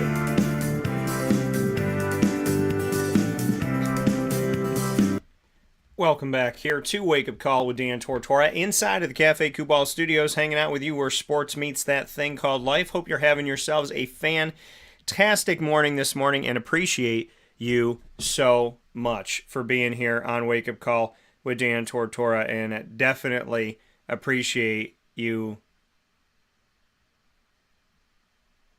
for being here on Wake Up Call with Dan Tortora, where sports meets that thing called life. Can't thank you enough for being a part of the show. So many thanks for that and for being a part of the broadcast here on Facebook.com, YouTube.com, and MixLR.com, all /WakeUpCallDT on Facebook.com /LiveNowDT and on WakeUpCallDT.com. Once the shows go live, you can check them out in our archives on Amazon Music, Audible, iHeartRadio, iTunes, and Apple Podcasts, MixLR, Player FM, Podbean, Podvine, TuneIn, Spotify, Stitcher, and YouTube. All you have to do is search Wake Up Call with Dan Tortora, or one word, Wake Up Call DT, to get them on any one of these platforms. And of course, you can also ask your Alexa devices and your Google Home device to play the latest episode of Wake Up Call with Dan Tortora, and they will do that for you as well. With that being said, inside of our Pinstripe preview week, inside of MonPawsPopcorn.com's What's Poppin', giving you the Bad Boy Mowers Pinstripe Bowl preview week with the Minnesota Golden Gophers and the Syracuse Orange, featuring the defensive and offensive coordinators of both squads, and in Syracuse's case, interim defensive coordinator, and of course an offensive and a defensive player from both teams. You got to hear from all of them in our Q&As here on Wake Up Call with Dan Tortora, and we continue the conversation by taking a look back, as we did with Minnesota's 8-4 record, at Syracuse's 7-5 record. Syracuse started off the season with a win over Louisville. If you're going to play Louisville at any time during the season, the earlier the better to play Louisville, in my opinion. Syracuse, because usually when you play them later on in the season, they get better with time, and we saw that this year as well. And not only that, but when Syracuse has to play them on the road, always a difficult outing. So Syracuse got to play them at home, first game of the season. The good thing about the moving forward here for the Syracuse Orange is in the new, and this is not to get confused with the 3-3-5 defense, the 3-5-5 model of the ACC moving forward, is that you have 3 permanent opponents you play every single season. Then you play, of the remaining 10 ACC schools, you play 5 of them one year, 5 of them the next, and then you play the 5 that you played in year 1 in year 3, and then the ones you played in year 2 you'll play in year 4. So if you think about it, like every 4 years you play these 5, let's say these 5, whatever they may be, you play those 5, then you play the next 5, and then you go back to the 5 you played in year 1. So for Syracuse next season, the 5 that they played in 2023 that aren't their 3 permanent opponents, they'll play them again in 2025, and then they'll play the same opponents in 2024 and 2026. And if they played in 2023, NC State on the road, then in 2025 they'll play NC State at home. So you get a home and home with every single ACC team outside of your permanent 3. You get to play the rest of the ACC, because you're going to play those teams every year. You get to play the rest of the ACC at least twice, home and home, And so that gives you an opportunity that if you play 4 or 5 seasons in college football at Syracuse, then or anywhere in the ACC, you're going to be playing each of the teams in the ACC twice. You'll play them once at home and once on the road. So you get to experience all of the teams, and you get to experience them in your house and in their house, which is good for games like Syracuse-Miami, which we haven't seen in seemingly forever. So looking forward to that as we step forward. But my point of that is Syracuse typically has trouble with Louisville, especially on the road. And now they only have to play Louisville twice every 4 years. So they do not have to play them every year. They're not a permanent opponent. Syracuse's permanent opponents are Pitt, BC, and Florida State. So they're not in the Atlantic Division anymore after this season. There are no more divisions in the ACC, no Atlantic, no Coastal, which means that Syracuse will not have to play Louisville every year, which is a good thing looking at scheduling-wise, because Syracuse typically struggles with them, and like I said, especially in Kentucky. So they defeated Louisville this season to start off the season, first game of the year, and then they defeated UConn on the road, defeated Purdue, and as I stated before, Minnesota lost to Purdue. Syracuse defeats Purdue 32-29, defeated Virginia, so Coach and Coach Beck defeated their old stomping grounds at the Dome 22-20, and old quarterback that they were both overseeing in Brennan Armstrong. And then they defeated Wagner 59-0, Syracuse did, and then defeated NC State 24-9 to get to 6-0 and advance to the postseason. In the first half of the season, without playing any games in the second half, they knew they were going to a bowl game. Then they lost to Clemson on the road in a close one, 27-21, pardon me. Lost to Notre Dame at home in a blowout, 41-24. Lost to Pittsburgh on the road, 19-9, in a game where the offense never got going. Lost to Florida State in a game at home that I said would look like Syracuse when they joined the ACC originally, that I thought it would be a blowout because Florida State and Mike Norvell, who I've gotten to know over the years and spent a lot of time with and built a connection with him, to me, he's got this team in the right situation. Papa Joe and I talked about year 3 and just give him some time. And technically, it's not even a full 3 seasons because the COVID year, we saw everybody play an abbreviated year, but they played an abbreviation of the abbreviation. Florida State played less games than a lot of teams out there. So this is his 3rd year, but technically not a full 3 seasons in. And I just thought the way that Syracuse was playing and the way Florida State was playing, that this was going to look like when Syracuse had joined the ACC, and it would be a blowout. I had it as a 42-point blowout. It was a 35-point blowout, and Florida State had taken out some starters, so very well could have been exactly where I had it. But it was close, and not something that you want to see in the Dome, but Florida State getting a lot better, and Syracuse was struggling at the time. Then they went to Wake Forest, and the offense finally woke up after a few weeks of just being quiet, right? And seeing them score 12 points cumulatively between Pittsburgh and Florida State, and then scoring 35 against Wake Forest, but they didn't have an answer defensively to Wake Forest, who kept pouring it on. Dave Clawson, I said it going into the season, I've said it in the past, and I'll continue to say it until it changes. Dave Clawson has Dino Babers' number, and he knows how to beat Dino. He makes great second half adjustments, and when it comes to trying to outscore Dino, he always does. I mean, more often than not, he's going to do it. So in this game, it was the same type of thing. It was like, all right, Syracuse's offense comes out, they're playing better, they're scoring, they're pushing us, but we're going to find a way. And in the Dave Clawson-Dino Babers chess match, it's been advantage Dave Clawson for a while now, and it continued to be in this match at 45-35. And then at Boston College, Syracuse was able to win this game 32-23 and get to 7 wins heading into the bowl game with a victory. I know a lot of fans didn't want to see this team go 6-0 and then 0-6 and skid into the bowl game. You don't want to go into a bowl game backwards. So, Alan said beating Dino not a trick.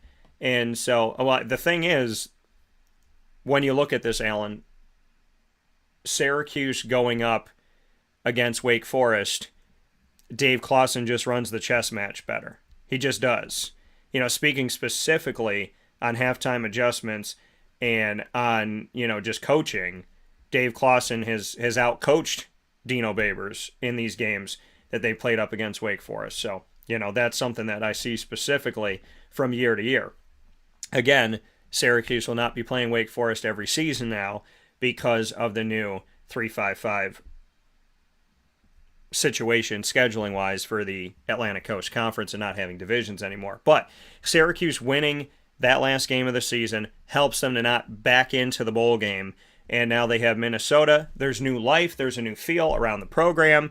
You know who your defensive coordinator is going to be. You're keeping Jason Beck at quarterbacks coach, and he's your offensive coordinator. I crunched the numbers last week and said that based on my analysis of the 85 scholarships, Syracuse needed to fill at least 20 of them from what I could take away, and they brought in 20 in their incoming 2023 class for the early signing period. So Dino's numbers and my numbers seem to be right on point there. There may be a few more to bring in somewhere, somehow, and we'll look at that as we move forward. But I thought that 20 was the number that they at least needed to have, and that's at least what they brought in the early signing period. So that's a good thing for the Orange. And if you think about it, people freaking out about Lenoris Sellers not coming to Syracuse. Well, you have Garrett Shrader for another season, and you have Carlos Del Rio Wilson in the wings that continues to learn and grow. I mean, Syracuse didn't really need a quarterback in this class, and it's no offense whatsoever to Lenoris. I like Lenoris, but now you look at who plays wide receiver on the same team at South Florence High School in Florence, South Carolina.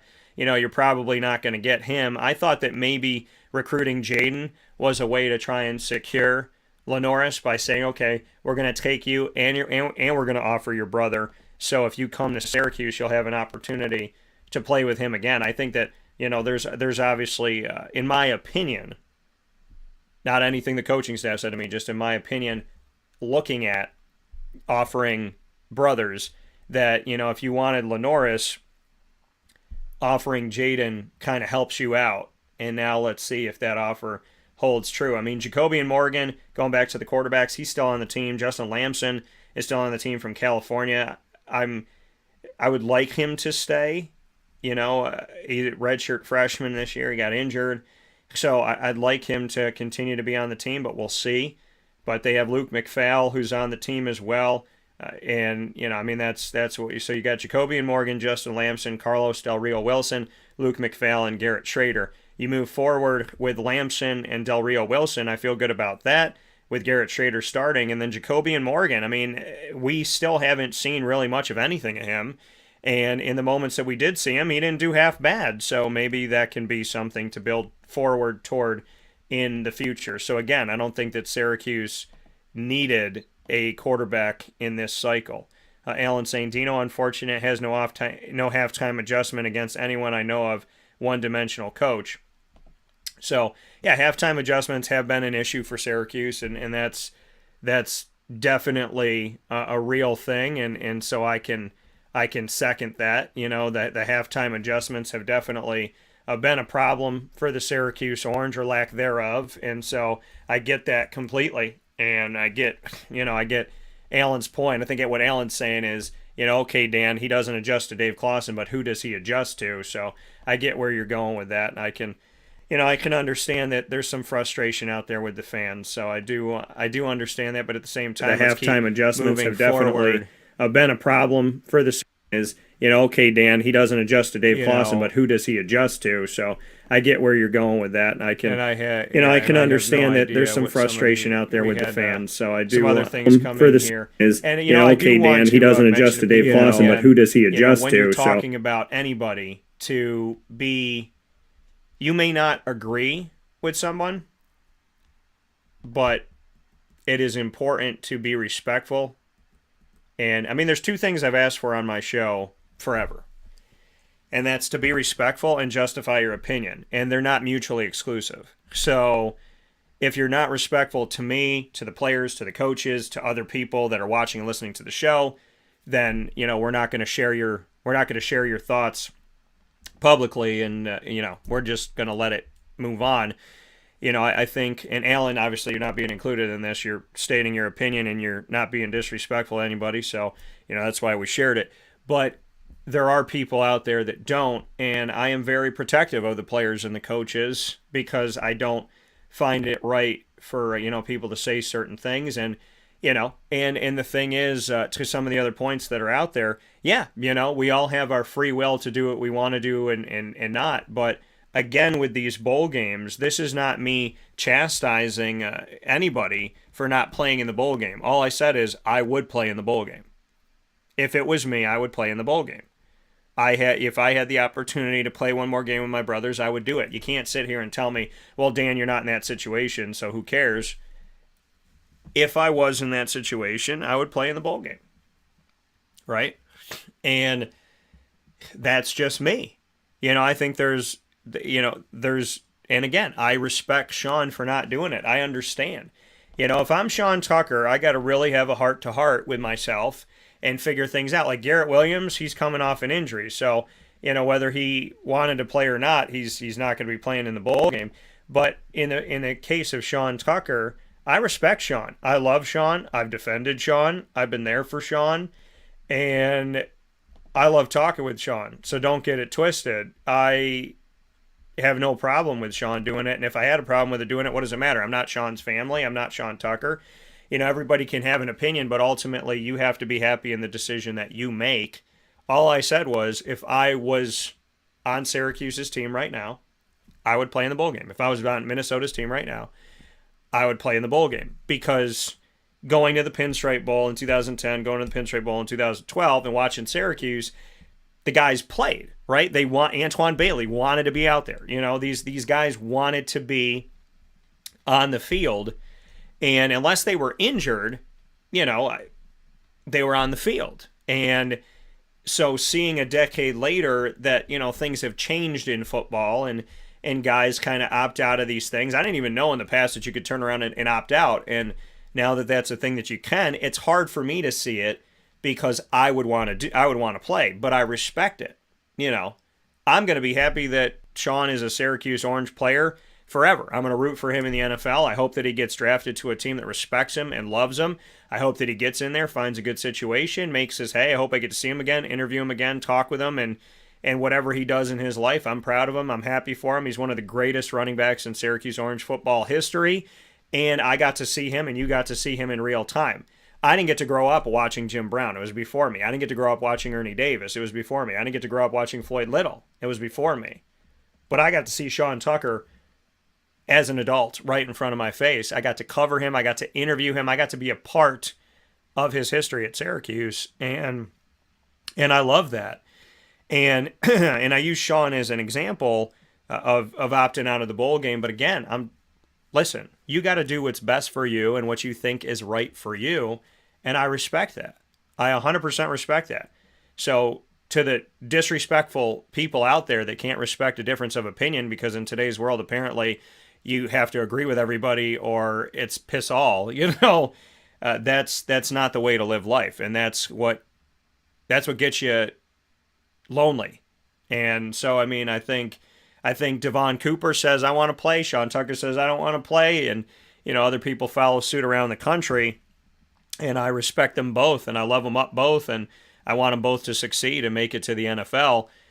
All I said, and I'm entitled to my opinion, I would play in the game if I had an opportunity.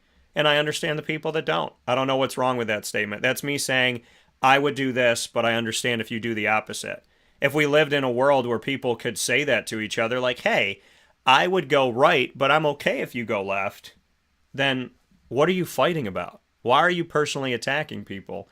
I think we need to learn something. We just came off of Christmas. If you're a mean person this morning, you've learned absolutely nothing. You should probably go back to bed, try to wake up on the right side. And so, we're in the Christmas season, we're in the holiday season, we're in the Hanukkah season, we are celebrating life, we're coming to the end of the year, we're reflecting on the year, we should be, and we're looking at the new year and the new possibilities and the new beginnings and being good to ourselves and being good to others. If you're a jerk today, I feel sorry for you because at some point in your life, you decided to just remain miserable. Whatever made you miserable might have been out of your control, but you stayed there. And that's really unfortunate. And I think, there's a lot of people that post things on blogs and all that stuff. And, and you see it. And I see it with players. I see it with me. I see it with coaches. I see it with total strangers. And ultimately, I just send y'all my love. I send y'all my love, right? I mean, this Syracuse team, for goodness sakes, people are going to show up to the game that bought tickets to the game. They're going to watch the game that have been ruthlessly beating this team on message boards all season. You hate them, you hate them, you hate them, you hate them, and then you go buy a Pinstripe jersey because you're a hypocrite. And, you know, I think they know who their people are and they know who their people aren't. And, you know, Eric Dungy, the last time Syracuse went to a bowl game in 2018 in the Camping World Bowl, which is now called the Cheez-It Bowl down in Orlando, you know, that season the team was talking publicly in the media, looking into the camera saying, we see you fake fans and we don't care about you. We care about each other. You know, we care about our success together. And, you know, I would not want a friend in my life that was a friend of convenience, a friend only when I agreed with them, a friend when they were having a good day, a friend where it was easy to be a friend. I want somebody who's there every single day. And chances are, if you're one of those negative people lashing out at total strangers on social media and the internet, you're probably not a good friend. And because I would venture to say that anybody with hate in their heart isn't that great of a friend or husband or father, because how can, or wife or mom, I mean, how can you, if you have a little drop of hate in your heart, you think about it like this, and I'll never forget the movie that showed it. I think it was a Snow White movie, live action. But they said if you have but one drop of hate in your heart, and they just dropped one little drip of dye, came down into this liquid, and eventually the liquid turned that color, right? So if you're a mean person somewhere, you're probably a mean person everywhere, because how can you truly be good if you have bad in you? And, you know, so I think looking at the Pinstripe Bowl, looking at anything, and looking at life in general, we got to start being nicer to people, you know? Because there's people that would attack me for talking about the Pinstripe Bowl, saying the Pinstripe Bowl doesn't even matter, you know? And I would say, okay, well, look at the Yankees organization in Yankee Stadium in New York City and all the money that they put into that. Tell them it doesn't matter, you know, and tell Minnesota it doesn't matter, and tell Syracuse it doesn't matter, and their fans it doesn't matter, and the coaches that get money for their programs and get extra practices and get to see guys that were maybe not going to get any action this year. Or in the case of transfers, when a guy transfers into the program, they can play right away. You know, they can play in the bowl game, right? So when Abdul Adams and Tristan Jackson came to Syracuse, they couldn't play that whole season, but they could play in the bowl game. So, you know, you look at situations like this, bowl games create so many opportunities for the school that go above and beyond things that they would anticipate. An extra month of practice, right? And getting to go somewhere, and you get free gifts, and you get to be a part of that city that you're in, and you get an extra game for your fans. You get to celebrate it. I mean, to you it may be nothing. To these kids it may be everything. And to go off of a point that was very hypocritical, to throw that back and say, okay, well, you know, you're not in the game, and you don't know what it feels like to be there. And I can say as a broadcaster, I love being there. I'm not even on the field, and I love being there. I was in 12-degree weather, I think both times. It was 12 degrees or 14 degrees the other two times of the Pinstripe Bowl. And to be at both of those games, to not be able to feel my hands in this, to be typing my story so that you could read it, and to be there with my dad and be constantly, you know, just freezing and buy, you know, chicken tenders and fries that cost like $17 or $14 for these little chicken tenders, just to be there with my dad. We took a train into New York City, and just to experience that with my father, and to have that moment with him and be there with him and celebrate that with him. You can't tell me that bowl games don't matter, because I loved being there with my dad. You can't tell me bowl games don't matter when I'm risking frostbite so that I can type a story to you. And, you know, that I don't remember fondly it snowing that day and seeing Prince Tyson Gully go off and seeing Geno Smith just absolutely taken aback by the Syracuse defense, and, you know, seeing all the things that Syracuse was able to do, and being in Yankee Stadium and experiencing it in such a different way, and seeing the West Virginia rivalry renewed with Syracuse in games like that, or going down to the Camping World Bowl and, getting to see Eric Dungy finally get what he had fought for his entire career at Syracuse through injury, through adversity, through negative stuff and hate and, all these bad things said about him. And, to see how far he came to, there's so many moments in Syracuse history and in every team's, history that's been to a bowl game that means something and that matters in some way. I mean, the Bahamas Bowl, for goodness sakes. You're going to send me to the Bahamas in December and tell me that game doesn't matter? Well, I'm in the Bahamas and I get to be in paradise no matter what happens in this game. There are a lot of bowl games. There's 42 spots between all the bowls, including the ones in the college football playoff rotation. So with 42 bowl games, you have 84 teams that are advancing to the postseason of 130-something teams. So the majority of them make it. It is crazy. It is very lopsided. And I don't think, making it with a 6-6 record, I don't think you should be able to make it with a 500 record. But there's too many bowl games. And, sometimes teams make it at 5-7. I think there was one year, I think Kansas State made it at 4-8 because they needed another spot. So, I don't like promoting mediocrity, but I do like, if you have a winning record, getting able to, advance to the postseason and see what you can do and see what you're made of and get to play all over the country. And there's games everywhere. There's, like I said, there's games in the Bahamas, there's games in Hawaii, there's games in Idaho, and there's games in Florida and California and in the Northeast and the Midwest. And so to me, it's an awesome experience, and I would never take that away from these kids. And as the college football playoff expands, which I think needed to happen, I still love the fact that there's going to be bowl games, and those bowl games are going to matter, and they matter to the kids. And whether you play in it or not is up to you. My personal opinion is I would play in it. I'm entitled to my opinion. I would play in the game. But if somebody wants to rope that or turn that into, well, what are you saying about Sean Tucker? Absolutely nothing about Sean Tucker. I think Sean should be able to do whatever Sean wants to do. I think Devon Cooper should do whatever Devon Cooper wants to do. I would play, if Dan Tortora was in a bowl game, then I would play. And I understand the guys that don't. I really do. I commend Matt Corral for playing last year, and I will never take anything away from Sean Tucker for not playing. I would love to see him out there because I'm selfish, and in the sense of we have been so blessed to see him on the field, and he is such a wonderful running back, and he has been humble, and he has worked his butt off, and he has changed his body and only gotten better. He was a fourth-string running back behind Jarvion Howard and Abdul Adams, who opted out in 2020. Jawar Jordan Jr., he was behind him, and he got hurt. So if not for those three things happening, we might have never seen Sean Tucker on the field at Syracuse out of Owings, Maryland, and we got to see him get out there. He was ready for the moment. He has given so much to the Syracuse Orange, put his body on the line a million times, numerous games this season and last season where we thought he was hurt, and he kept playing through it, and he came back the next week. So, I am more than grateful for Sean Tucker. Selfishly, I would love to see him out there in the game just because I would love to see what he could do in a bowl game like we saw with Jerome Smith and Prince Tyson Gully and Antoine Bailey and DeLon Carter.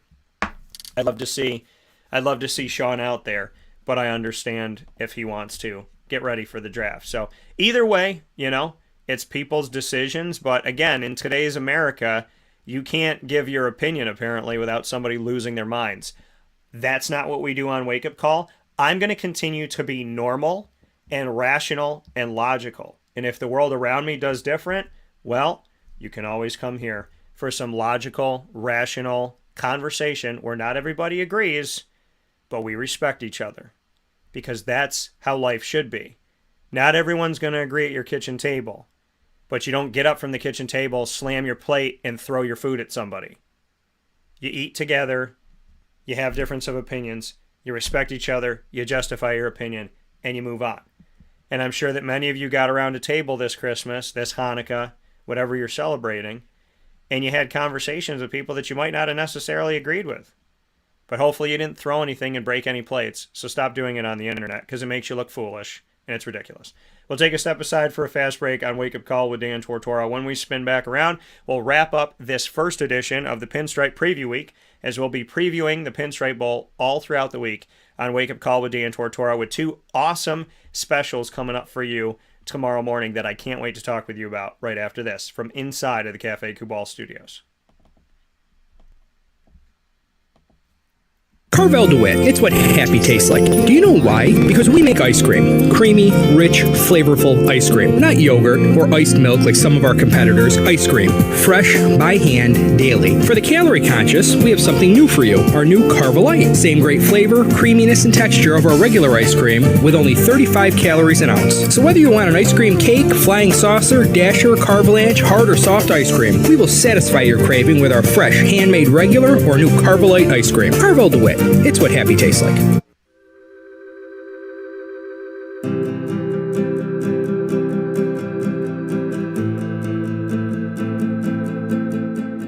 Cafe Kubal offers same-day local delivery of our products, offering no delivery charge for Onondaga County. Shop cafekubal.com for fresh roasted coffee beans, cold brew, travel mugs, and all your essential Cafe Kubal needs. Cafe Kubal, coffee for the soul.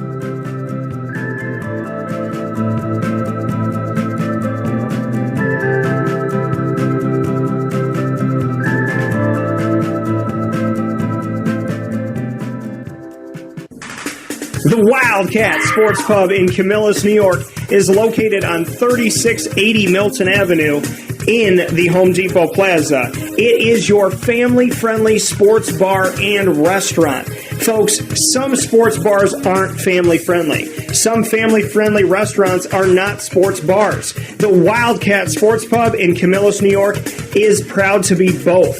It is that marriage that you've been looking for years. The Wildcat Sports Pub is your home base for your sports bar and restaurant needs, games for the kids, indoor and outdoor activities, and enough things on the menu to come back every single week and get to try something new. They're open Sundays from noon to 8 p.m., Monday through Wednesday, 11 a.m. to 11 p.m., and Thursday through Saturday from 11 a.m. to midnight. For reservations and party information, call 315-487-2222 for the Wildcat family-friendly sports pub and restaurant.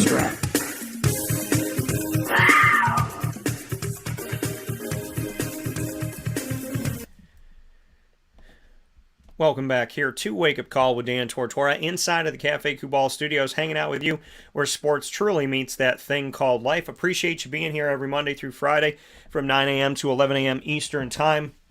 And so happy to be here inside of the Cafe Kubal studios. Cafe Kubal on 3501 James Street, 324 West Water Street, 401 South Salina Street, all in Syracuse, as well as on 343 Fayette Street in Manlius, New York, where I call it the Manlius Welcome Center, where all roads converge into Manlius, and on the corner of Route 11 and Taft Road at Sweetheart Corners in their drive-through location in North Syracuse, right by the airport. Perfect for you to go to if you're catching a flight or picking somebody up from one, so make sure you head off to Cafe Kubal today. I want to thank the Pinstripe Bowl and the Yankees organization for giving us an opportunity to speak with the coaches and players as we head into the Pinstripe Bowl. So many thanks to the Yankees, to the New York Yankees, as well as, to everybody overseeing the Bad Boy Mowers Pinstripe Bowl. Appreciate you all for helping to set these opportunities up as we head into the game. And I want to thank the Minnesota Golden Gophers. I want to thank their defensive coordinator, Joe Rossi, for being on the broadcast here on Wake Up Call with Dan Tortora, where sports meets life. Got to have him on for the first time ever. Would also like to thank the offensive coordinator of the Minnesota Gophers, Kirk, Ciarrocca, for being a part of the show. Linebacker Mariano, Sori-Marin, for being a part of the broadcast, and tight end Brevyn, Spann-Ford. I also want to thank interim-defensive coordinator Nick Monroe of Syracuse, offensive coordinator and quarterbacks coach Jason Beck of the Orange, and Syracuse Orange student-athletes linebacker Marlowe Jr. and quarterback Garrett Shrader, who have been on the show a bunch of times. I want to thank them for being back here with us on Wake Up Call in our Pinstripe preview heading into the bowl game for the Syracuse Orange and Minnesota Golden Gophers this Thursday, December 29th at 2 p.m. Eastern Time at Yankee Stadium in New York City, with the Bad Boy Mowers Pinstripe Bowl on the horizon here. So many thanks to them for being a part of the show. Two great opportunities coming up this week that I can't wait to share with you right after this. Wake Up Call with Dan Tortora, live for you every Monday through Friday from 9 a.m. to 11 a.m. Eastern Time, as I had mentioned to you throughout the broadcast. You can find us on youtube.com, facebook.com, and mixlr.com, all /WakeUpCallDT, on wakeupcalldt.com, and on facebook.com /LiveNowDT. So make sure you're connecting with us here on Wake Up Call with Dan Tortora all throughout your week. And, of course, once the shows go live, you could find plenty in the archives on Amazon Music, Audible, iHeartRadio, iTunes, and Apple Podcasts, MixLR, Spotify, Stitcher, Podbean, Podvine, Player FM, YouTube, and TuneIn. All you have to do is search Wake Up Call with Dan Tortora, or one word, Wake Up Call DT. You can also ask Alexa or your Google Home device to play the latest episode of Wake Up Call with Dan Tortora, and they'll do that for you as well. A big shout out and a big thank you to all of our incredible partners in Central and Upstate New York: Cafe Kubal, Carvel DeWitt, the Wildcat Sports Pub, Witty Wicks, Avicoli's, PB&J's Lunchbox, Canine Camp Dog Daycare, MON-FRI's Kettle Corn and Popcorn Factory with half-price refills of your tins for the rest of your life. If you buy a tin at MON-FRI's, you can refill that of any size for half price for the rest of your life. So make sure you go get a tin at 201 Old 7th North Street in Liverpool, New York at MON-FRI's. Buy the tin, any size. You can get the small size all the way to the giant ones, and you can refill those for the rest of your life with whatever flavors you want at half price. And they have so many different kettle corn and popcorn flavors that you won't find anywhere else. And I just love everything about how they treat people and just how festive they are. It's a fantastic place to go to on 201 Old 7th North Street in Liverpool, so make sure you head out to MON-FRI's today. Big thanks to PB&J's Lunchbox, once again, right down the road from MON-FRI's, 663 Old Liverpool Road in Liverpool, New York. PB&J's Lunchbox, fantastic food.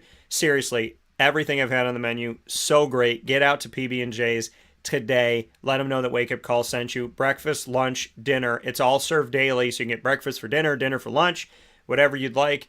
Everything is great there. Their tuna melts, their barbecue chicken quesadillas, all their sandwiches, their Philly cheese, everything I've got. Their chili is awesome there. Everything. I have the breakfast sandwich. I love it all at PB&J, so make sure you head out there today. A big thanks to Honda City of Liverpool, Chick-fil-A Cicero and Chick-fil-A Clay, Canine Campground Dog Boarding, Pizza Man, Chick-fil-A Watertown, Mother's Cupboard, and 317 at Montgomery, with food that reminds me of working at Walt Disney World. That's how good it is. That's how good the experience is. And we need to take full advantage of going to 317 at Montgomery, a restaurant that is nestled in downtown Syracuse, perfect for everyone. So make sure you head out there today. Big shout out to all my amazing restaurants. Mother's Cupboard, thank you for all of your breakfast. I literally wanted Pete Green, the owner of Mother's Cupboard, I wanted him to come cook for me Christmas morning, because I wanted the cinnamon swirl French toast. I wanted my omelet, but I wanted it the way he makes it. So big shout out to Pete Green, Amy, and the team over there at Mother's Cupboard, a staple of Syracuse, New York. And a big thanks to being the exclusive multimedia marketing partner of your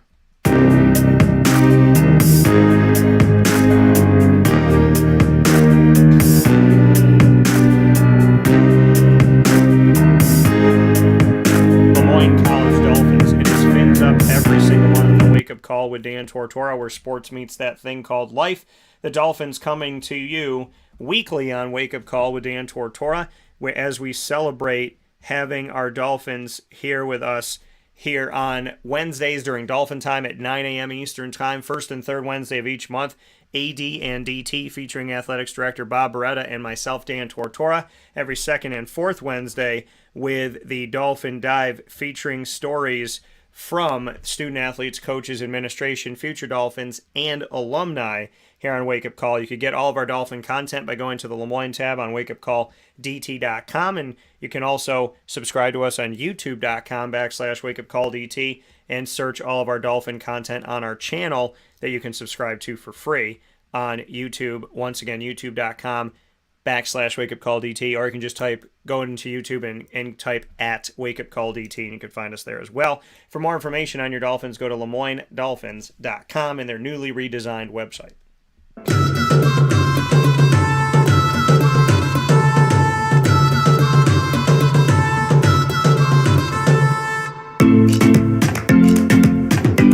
Wake Wake Up Call with Dan Tortora is also the proud multimedia marketing partner exclusively of your Bryan and Stratton College Bobcats of Syracuse. The Bobcat Buzz airs every single month on Wake Up Call with Dan Tortora, featuring student athletes, coaches, and administration all throughout the season, all throughout the year. And we're not even in a full calendar year with the Bryan and Stratton Bobcats, and we have had a very exciting time of telling exclusive stories with the student athletes, the coaches, and administration. We have covered national championship teams. We have covered coaches taking up new job opportunities and an inaugural program in their baseball team coming into fruition, and we've been able to cover that journey and tell that story as well. You can catch all of our stories with the Bobcats by going to the BSC Syracuse tab on wakeupcalldt.com, bookmarking it, subscribing to it, and saving it so that you'll never miss a moment of our Bryan and Stratton coverage. And of course, you can find the Bobcats on youtube.com/wakeupcalldt. Subscribe to our YouTube channel and search Bobcat Buzz for all of our content. For more information on your Bobcats, go to syracuse.bscbobcats.com.